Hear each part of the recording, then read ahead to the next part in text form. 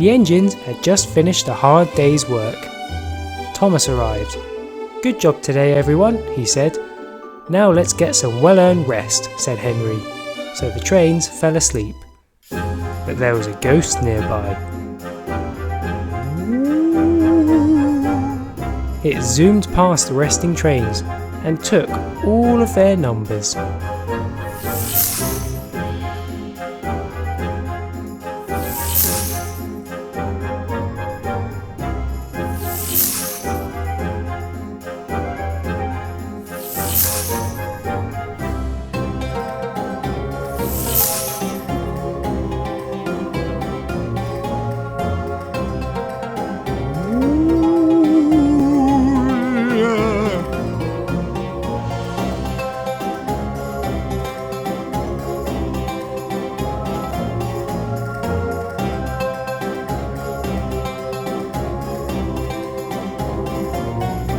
When the trains woke up, they felt rather strange.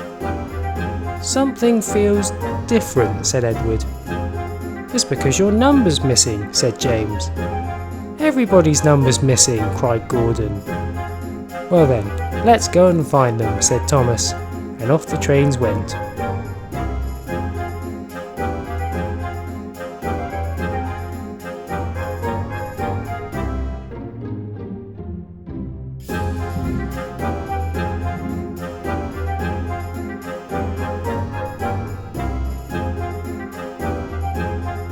Luckily, the ghost wasn't very fast, so he had to hide all of the numbers around Sodor.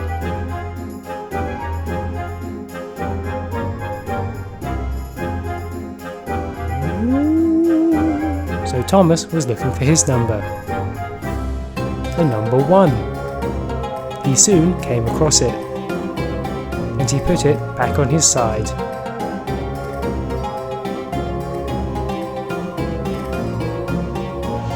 "Ah, that's better," said Thomas, and he helped the others find their numbers. Edward was looking for his number. The number 2. He found it, and put it back on. "I feel like myself again," he said. The ghost was getting frustrated at how easily the trains were finding their numbers. Henry was looking for his number. The number 3. It was hidden in the bushes, but Henry still found it and put it on.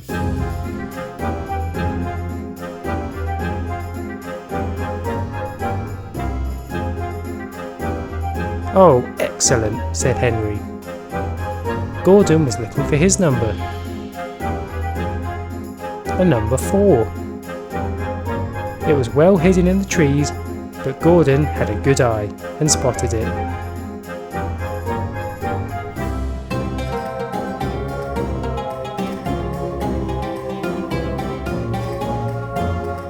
So everyone was now looking for James's number, the number 5. But the ghost had it, as it was fed up with the engines finding the numbers. Then it tried to run away. But Thomas spotted the ghost. "There's your number, James," cried Thomas, so all of the engines chased the ghost.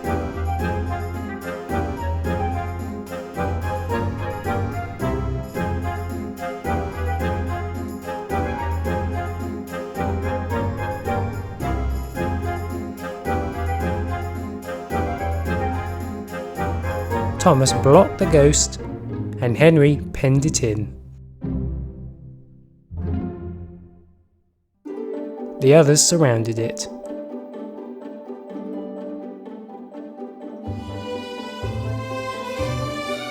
"I'll take that," said James, and he took his number back.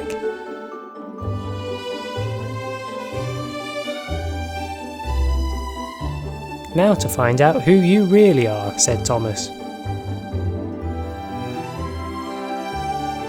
It was Diesel. "Diesel? Oh, I should have known," said James. "But why did you take our numbers?" asked Henry. "Well, because I don't have a number," said Diesel. "But why did you take our numbers?" asked Henry. "Well, because I don't have a number," said James. "But why did you take our numbers?" asked Henry. "Well, because I don't have a number," Nothing special about me, sulked Diesel. But you were the very first diesel engine on Sodor, said Edward. That's much more special than any number. Oh, yeah, I guess so, said a much happier Diesel. It was actually quite a good prank, said Thomas. So everyone was happy in the end. Thomas was in a very good mood, just steaming around in the country. Percy was as well.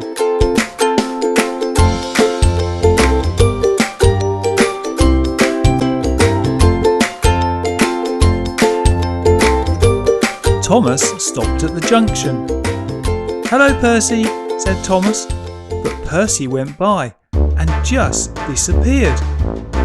Thomas closed and opened his eyes. "I can't believe what I saw," he said. "Where's Percy gone?"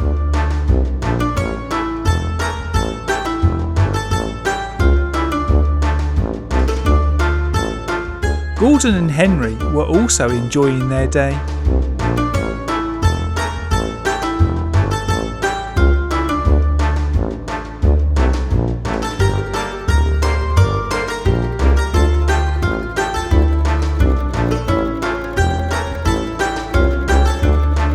Thomas stopped as the big engines came by.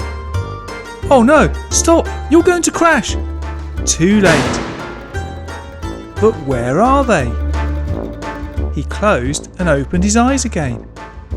They crashed! I know they did! I saw it! But then they disappeared.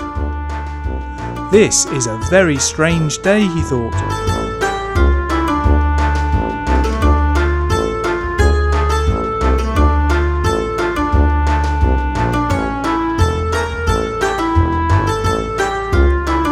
James was busy.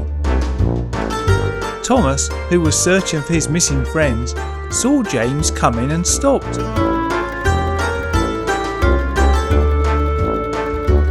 "Have you seen Percy, Gordon or Henry?" asked Thomas. "No, sorry," said James.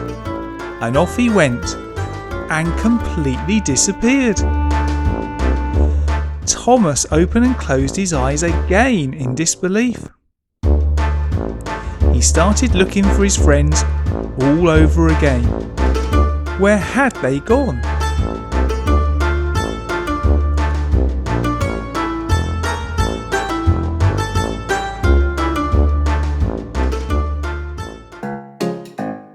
Edward was pulling 5 troublesome trucks, quite slowly.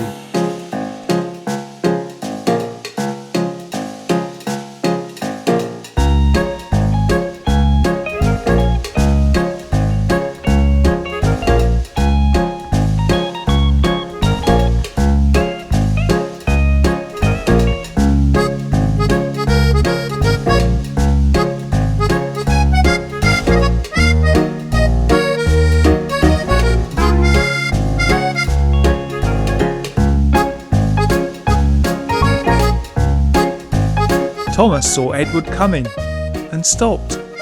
"Have you seen any other engines, Edward?" said Thomas.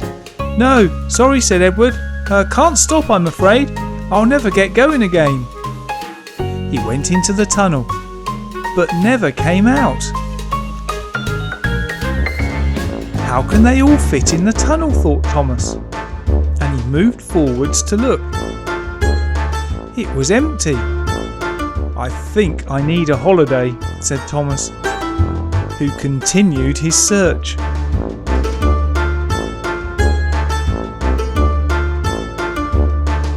Where had all his friends gone? He thought he'd go through the tunnel himself to see if he disappeared. "Surprise!" said all the engines. "We pranked you today, Thomas, didn't we?" "Oh, thank goodness you haven't all disappeared," said Thomas. "But how did you do it?" "We just used mirrors," said Percy, "to make it look as though we were disappearing." They all laughed. It was early in the morning on Sodor, and the engines were getting ready for their day's duties.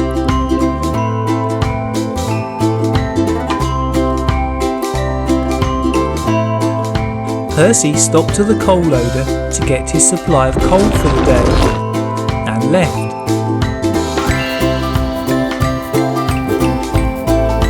Thomas, however, didn't stop for coal. He just went straight on. But he was being watched. Tom Moss the prank engine, the naughtiest engine on Sodor, was watching from his tunnel and had noticed that Thomas never actually used the coal loader. Where does he get his coal from? Thought Tom Moss, and he decided to follow Thomas. Now up ahead was an old quarry.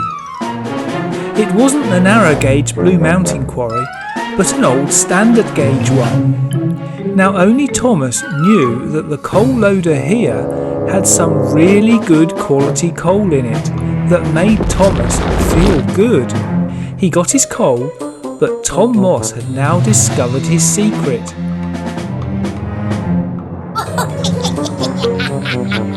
So this is where he comes, Tom Moss thought to himself.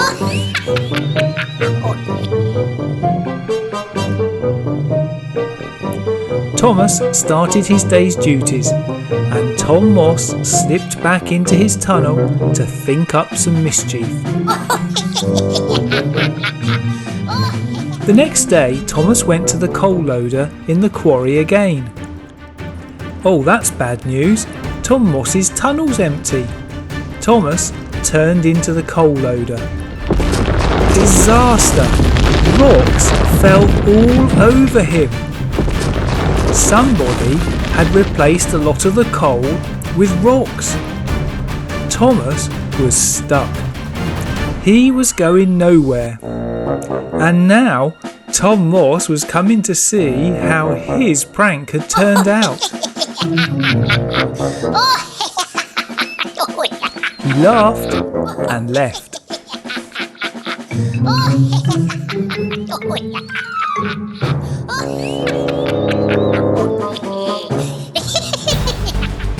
Percy was looking for Thomas everywhere.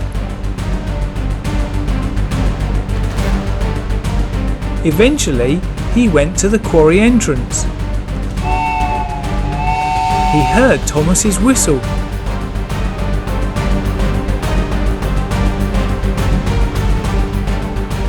"There you are, Thomas," said Percy. "I've been looking everywhere." "Oh dear, I think you need some help." He steamed off backwards. Shortly afterwards, Digging Rig Sam arrived. "Oh dear, Thomas." "Don't worry, I'll get you out." And he started scooping the rocks out of the way.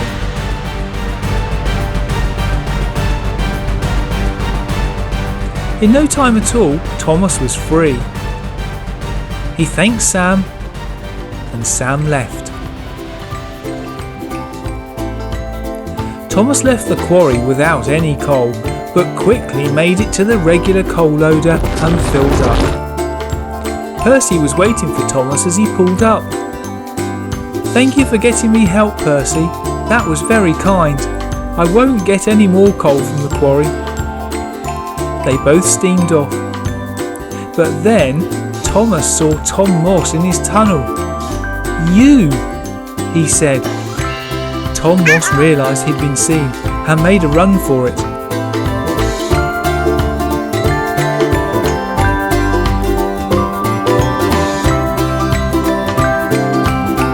Thomas chased, but Tom Moss had disappeared. One day, he said. Thanks for watching our story, which used the Trackmaster Busy Quarry set.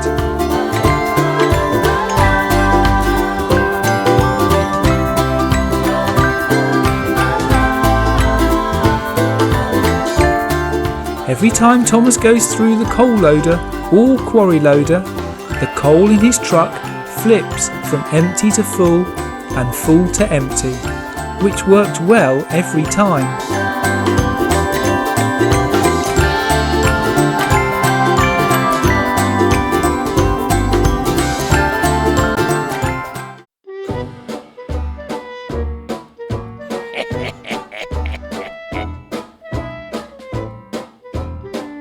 It was Diesel 10's day off, and he wanted to have some fun.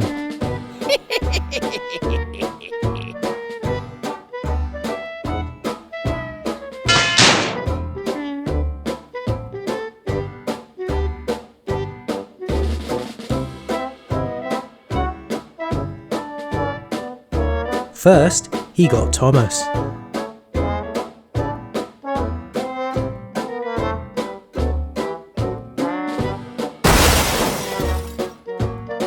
Oh dear, let's see that again.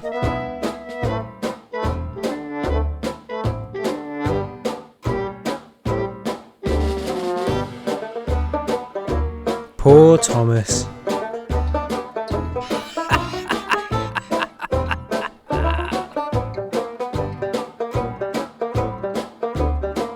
Percy was then passing by, pushing 2 full trucks.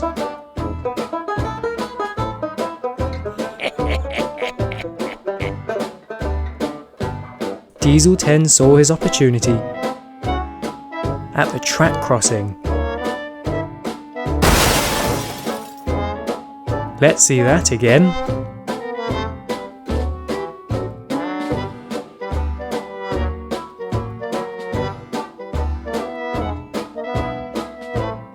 Look at this mess, cried Percy, but Diesel 10 was already reversing away. Then Gordon was passing, pulling his express coach.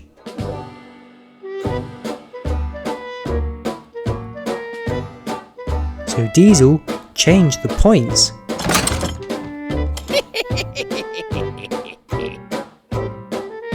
So Gordon went the wrong way. He was heading straight towards a dead end.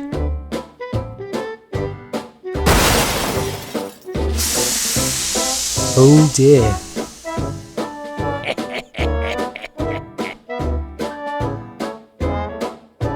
Diesel 10 was about to call it a day when he saw a train that he just had to prank. Lady, and she was pulling 2 trucks full of Skittles. But what Diesel 10 didn't know was that Lady had watched everything that he had already done today and had set up a trap. Diesel 10 wanted a run up and he charged. But Lady was just in front of a set of points, so Diesel missed the trucks and crashed straight into another truck full of Skittles.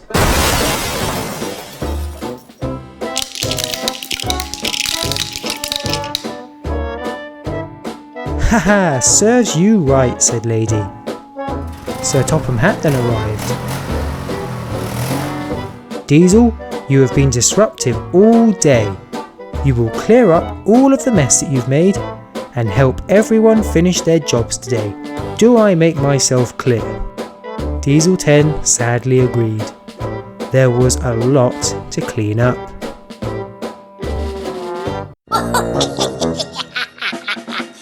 Hello, Tom Moss the Prank Engine. What have you got attached to your engine? You found it and you're not going to tell me what it is? You're going to cause trouble again, aren't you?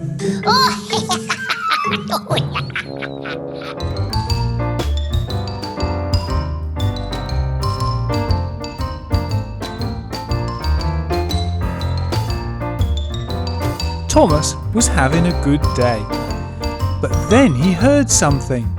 Thomas, come and see me at Maithwaite Station straight away. That sounds exciting, thought Thomas. I must go at once. Uh-oh, here's trouble.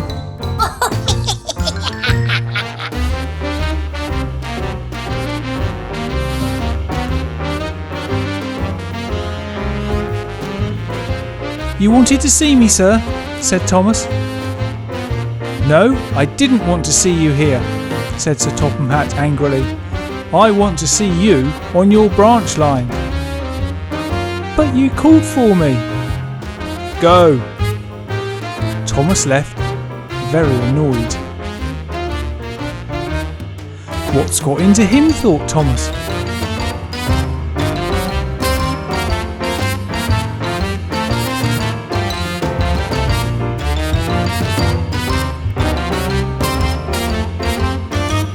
Percy was busy moving cargo around. Then he heard a voice. "Percy, you are dropping your cargo everywhere.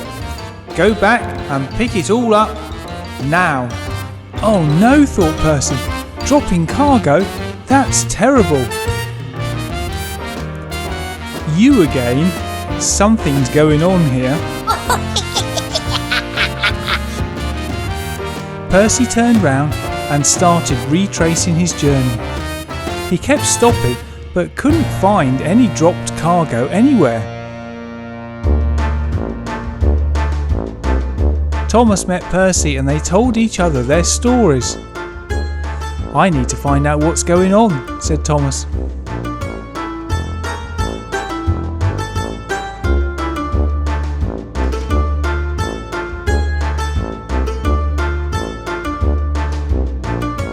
James was moving some of Farmer McColl's cattle when he heard a voice.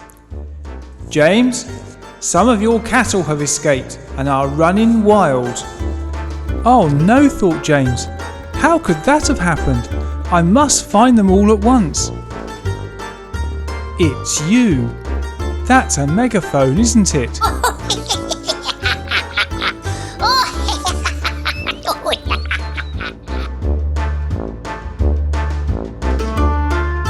But this time, Thomas saw everything.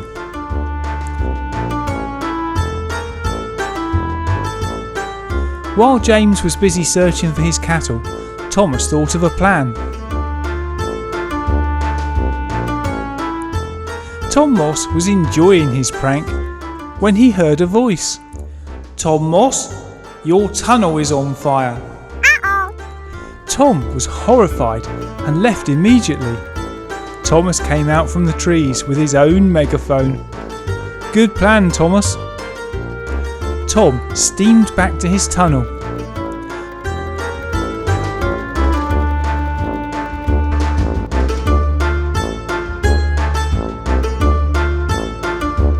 No fire on this side, it must be the other.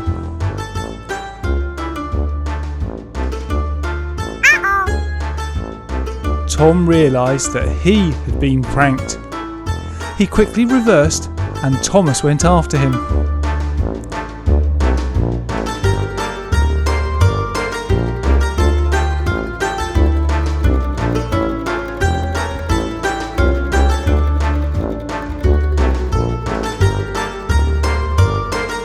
Thomas was catching him up, but when he approached Maithwaite, Sir Topham Hatt stopped him. "Thomas, why are you still here? I told you to get back to work on your branch line." But sir," said Thomas. "No buts, Thomas. Go back to work." Tom saw Thomas in trouble and knew that he was safe again. Uh-oh, that sounds like Tom Moss. And he's up to something. Oh no, he spotted a bridge that's still under construction. It's far from finished. Looks like he has a plan. Nearby, Thomas was hard at work.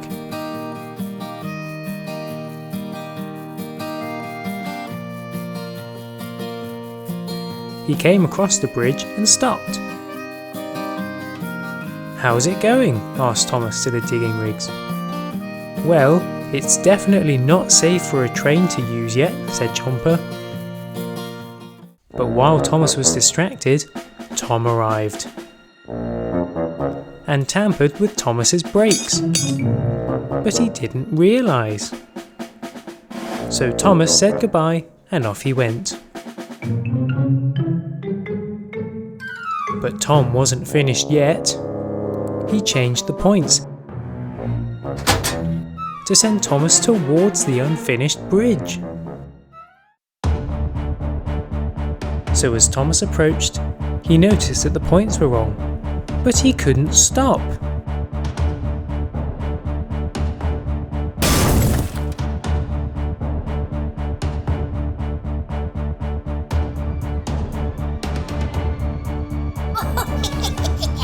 Thomas tried to warn the digging rigs vehicles,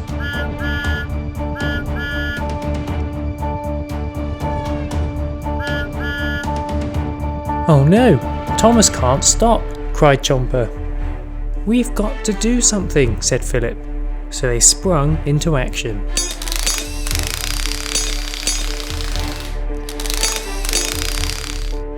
Thomas was approaching very quickly, but luckily they fixed it just in time.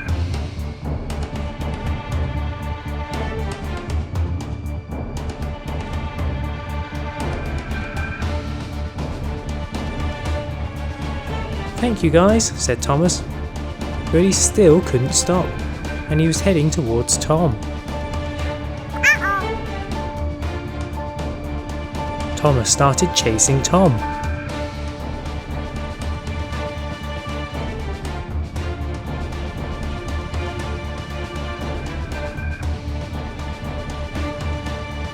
And because Tom was in a hurry, he went the wrong way.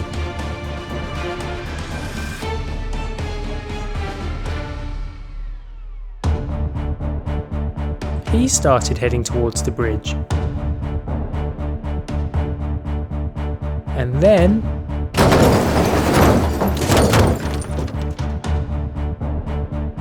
Tom got stuck on the bridge. "Yes, we've caught Tom Moss again," cried Philip. But Thomas still couldn't stop, and he was also heading towards the bridge.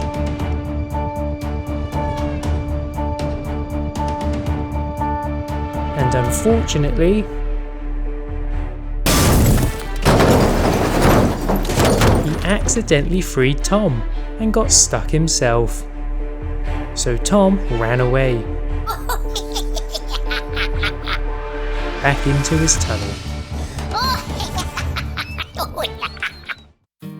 And Thomas was stuck. "Sorry guys," apologised Thomas. "Oh, it wasn't your fault, Thomas," said Chomper. "We're just glad that you're okay." "Let's get you off that bridge," said Philip. So Chomper helped him down.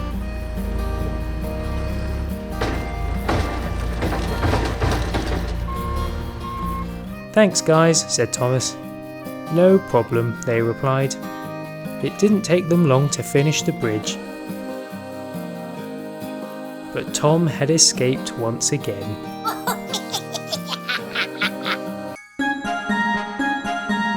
Good morning, Tom Moss the Prank Engine. I see you've been helping out at the zoo. It doesn't sound like you, but well done if you have. He left.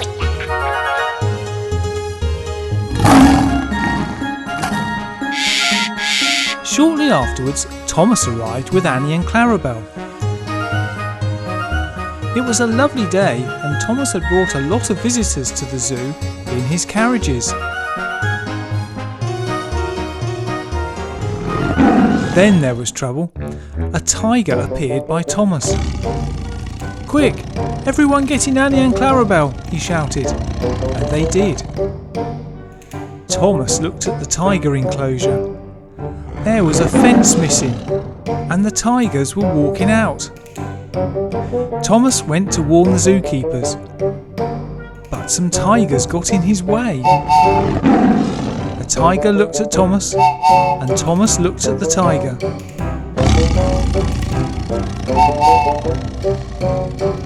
Eventually, the tiger moved, and Thomas continued.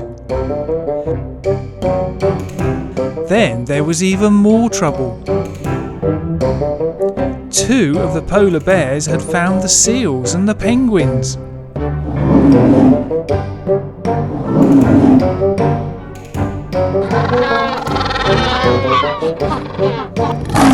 A lion and a leopard were in with the zebras. An alligator had found the polar bear's enclosure. Someone had been removing the fences.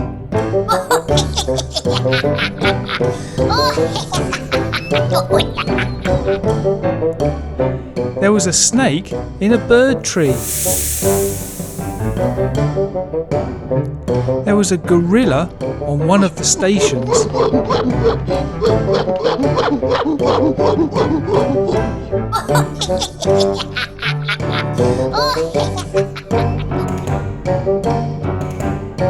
There was a snake on top of a building, and a chimpanzee had found a new home on top of a very high rock.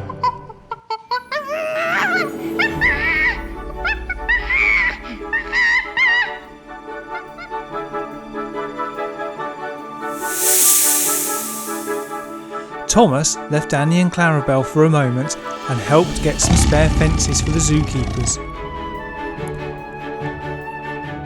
After a short while, all the enclosures had been fixed and the animals were back in them. All except the chimpanzee. The zookeepers couldn't get it down from the rock.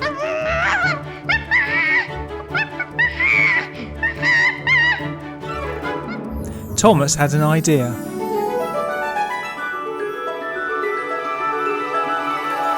No, absolutely no, said Gordon. Thomas arrived back at the zoo with Gordon on some trucks and brought Gordon around to the chimpanzee. And clever Thomas had brought the indignity Gordon, who had bananas all over him. Clever Thomas. The chimpanzee saw the bananas and came down.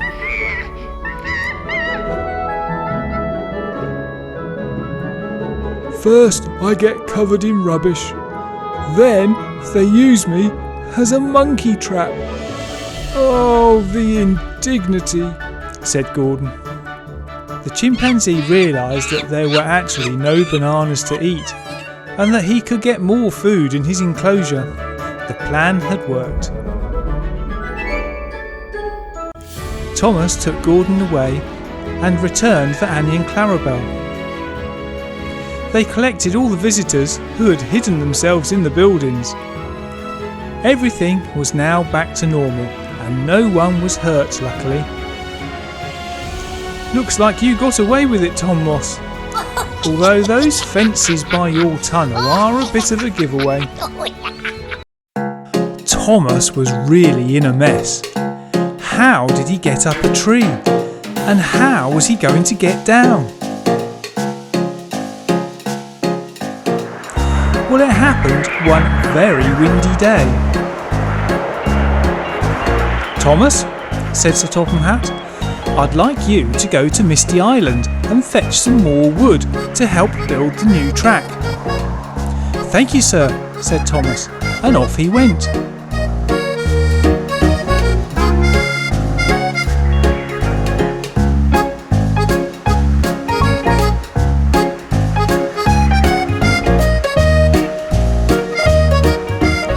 It was indeed a very windy day.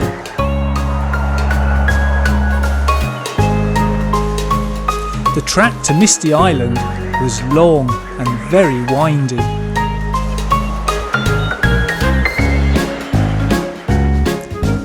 One section of the track went through some dense woods, with trees very close to the track. Thomas stopped. I don't like this wind, he said. This could be dangerous, but I must get to Misty Island, and off he went. Although he was watching the trees, he sensed that something was wrong. He stopped. Someone had put a log under the track, and he was just about to derail. He then caught a glimpse of Tom Moss the prank engine through the trees. It was you, said Thomas, who was pleased that he had seen the trap in time. But then there was trouble. There was a big gust of wind and one of the large trees started falling. Before Thomas could move away, the tree landed on the track. The weight of the tree catapulted Thomas on the other end of the track high into the air, and he landed on top of some trees.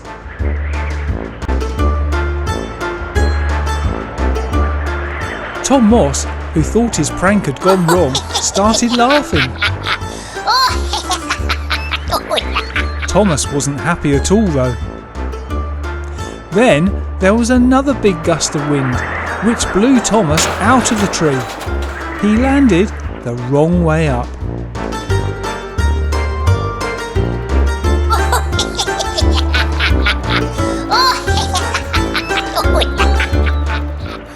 Tom Moss left before he was found.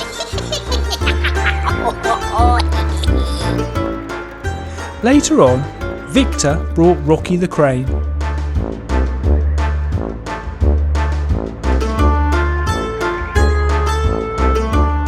He backed up to Thomas and started work.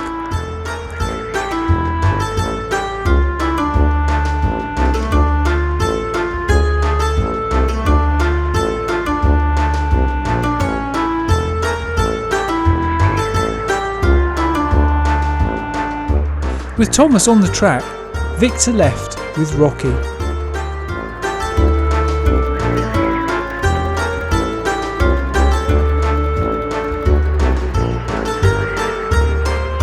The track was going to be repaired later, so Thomas couldn't get to Misty Island. He returned back to Tibner Sheds. "I hear you tried flying today, Thomas," said Gordon. "The Flying Scotsman train doesn't actually fly, you know." "You were supposed to fetch some wood, Thomas, not chop it down," said James. "Well, I think Thomas was clever to spot Tom Moss's prank before he fell in it," said Percy. Everyone agreed that it was really just a very unfortunate accident, which really pleased Thomas.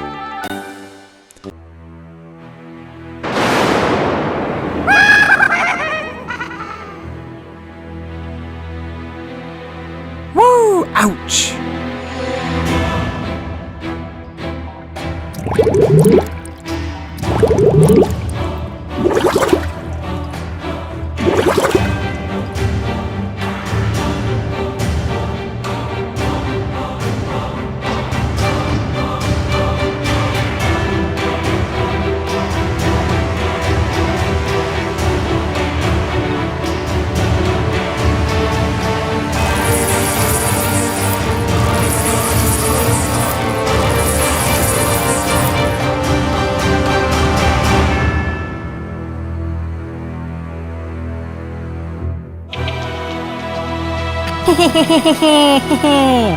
Ha ha ha ha ha!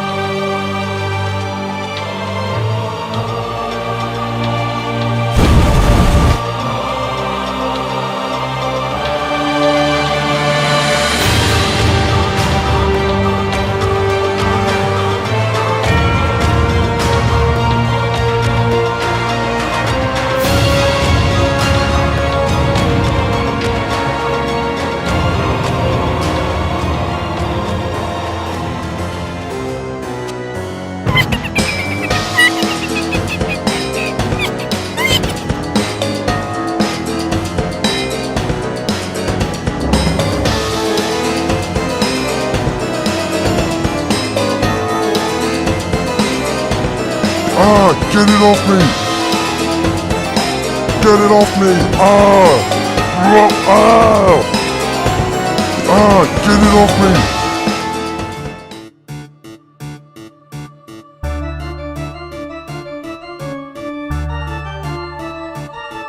What? Ah! Ooh! Ooh! Ow!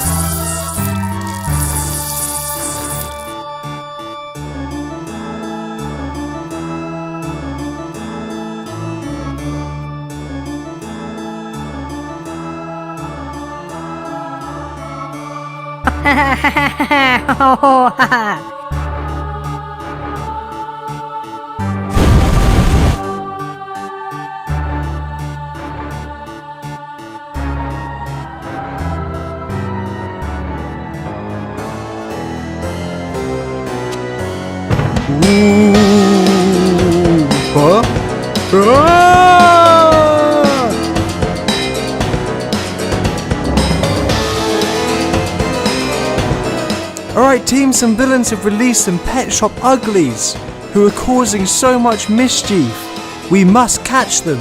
Let's go!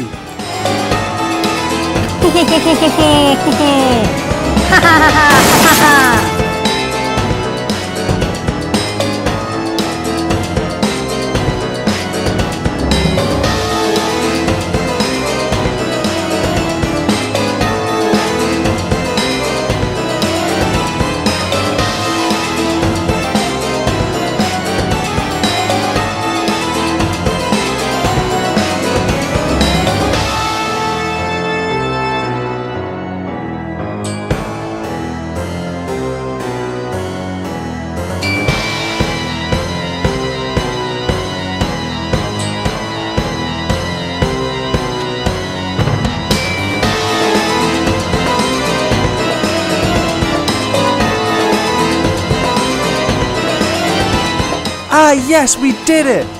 Well done, pups!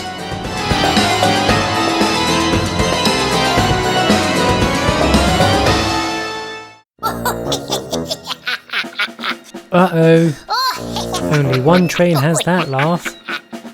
It's Tom Moss the Prank Engine. He's going to be a nuisance.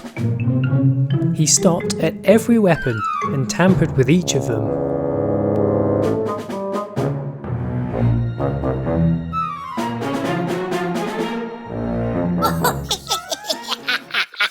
The animals soon noticed him.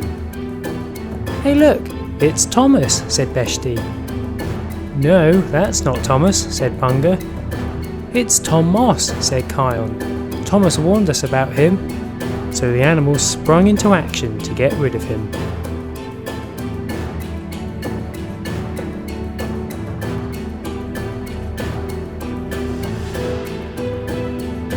"Firing the coconut blaster," said Punga.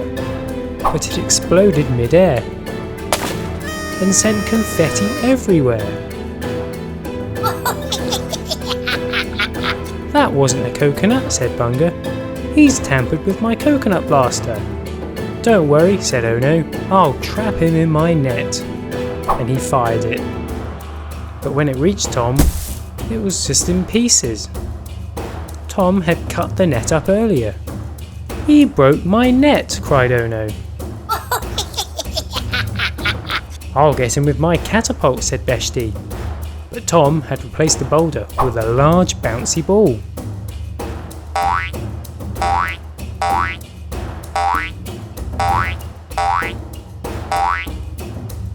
"We need help," said Kion. Tom Moss was causing all kinds of problems. Meanwhile, not so far away, Peppa Pig and Rebecca Rabbit were about to go on a trip. "Are you ready for a fun couple of days?" asked Rebecca. "Yeah," replied Peppa, and they put their luggage in the back of the plane and boarded.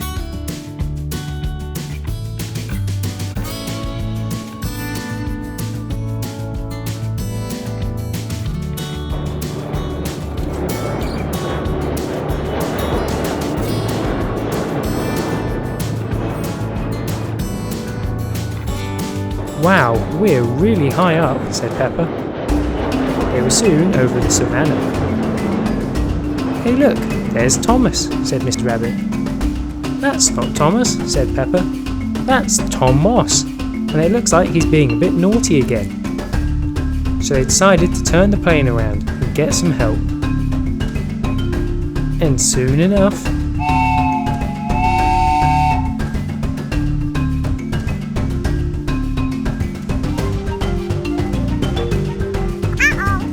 Thomas chased Tom around.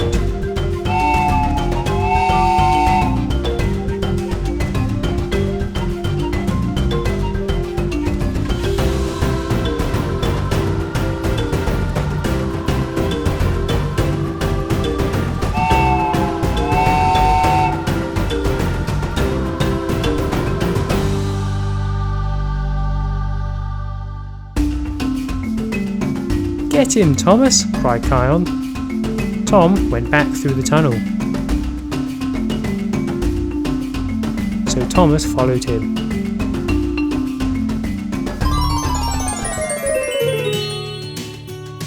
when they emerged, Tom was nowhere to be seen. "Oh, we lost him," cried Thomas.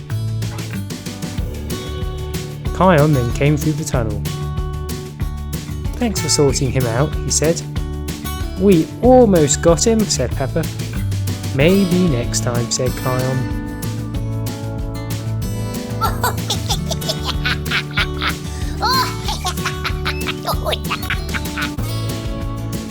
Hi, I'm Dave, and thanks for watching my video. Here's another you may have missed.